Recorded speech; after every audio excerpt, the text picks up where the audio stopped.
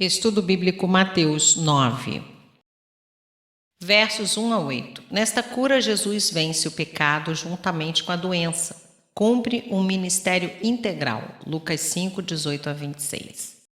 O perdão é a prerrogativa de uma pessoa contra a qual foi cometido um pecado. Para Jesus, perdoar os pecados cometidos contra Deus era o mesmo que reivindicar a autoridade divina. Em última análise, perdoar pecados é muito mais difícil do que fazer um milagre. Mas perdoar pecados é algo que não é verificável. Assim, Jesus realizou a ação mais fácil para demonstrar a mais difícil. Versos 9 a 13. O chamado de Mateus. Mateus era publicano, isso é, um cobrador de impostos. Era desprezado e odiado pelos judeus em virtude da colaboração com os inimigos romanos. Obtinha muito lucro, exigindo a mais alta taxa possível. Socialmente, entre os não religiosos, era um emprego rentoso e de prestígio. Siga-me. Ele se levantou e o seguiu. Essa atitude marcou um completo rompimento com o passado. Ele largou tudo e imediatamente o seguiu. Não haveria mais retorno. Mateus passou do Império Romano para o Reino dos Céus. Essa festa na casa de Mateus, verso 10 e Lucas 5, 29, talvez fosse realizada algum tempo depois de sua chamada. Ele convidou os seus antigos companheiros, publicanos e pecadores. Sem dúvida, os convidou para que Jesus pudesse ganhá-los para si. Por que comem? Verso 11. Os fariseus quiseram insinuar que essa prova de misericórdia de Cristo era sinal que se sentia em boa companhia com os pecadores. Eles, com tanto medo de se deixar contaminar, julgaram essas pessoas como sendo desprezadas por Deus. Jesus, a luz do mundo, ilumina sem medo de que as trevas prevaleçam. João 1, verso 5. Verso 13. Misericórdia quero e não sacrifício. Oséias 6, verso 6. Uma atitude misericordiosa para com os espiritualmente necessitados é muito melhor do que a mera formalidade nas obrigações religiosas, sacrifício, sem nenhuma preocupação com os outros. E então Jesus reafirma sua missão, chamar pecadores ao arrependimento. Versos 14 a 17. Jesus explicou a falta de jejum de seus discípulos, referindo-se à sua própria presença messiânica. Deus já havia se referido a ele mesmo como marido de Israel, Isaías 54, 5 e 62, versos 4 e 5.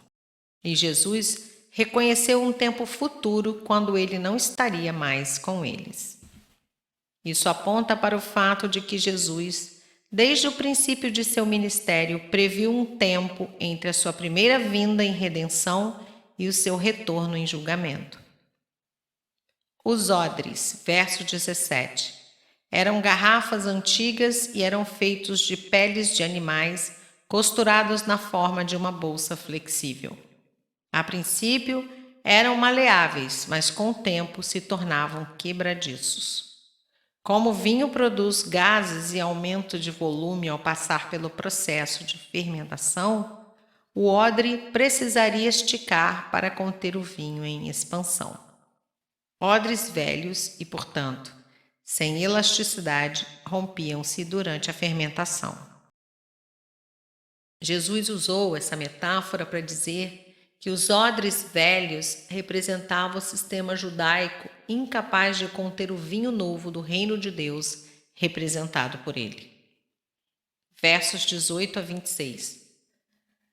Tanto a história da filha de Jairo como a da mulher hemorrágica ilustram o poder de Jesus em trazer o reino e a natureza da fé em relação à vinda do reino. Os mortos eram ressuscitados, doentes curados, os impuros purificados, os cegos recebiam visão, os demônios eram expulsos e os mudos conseguiam falar. todas essas obras tinham vindo como resposta a várias formas de fé anunciando o reino de Deus. A fé da mulher a curou porque os benefícios do reino chegam até aqueles que olham para Jesus como a solução de seus problemas. Os tocadores de flautas, verso 23, eram profissionais que acompanhavam os enterros. Essas lamentações não eram senão mercenárias, o que se revela pelo tom de zombaria que adotaram para com Jesus. Ele ressuscitou a menina com a mesma ternura com a qual sua mãe a despertaria cada manhã. Marcos 5:41.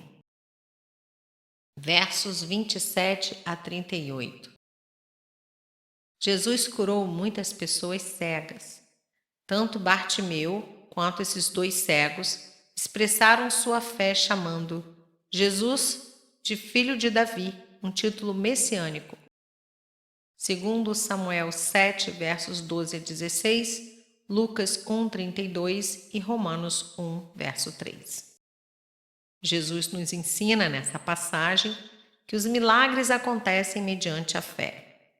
Os fariseus tinham os corações tão endurecidos que não se conformavam ver Jesus realizar tantos milagres e das multidões estarem maravilhadas com tantos sinais e maravilhas. Verso 35.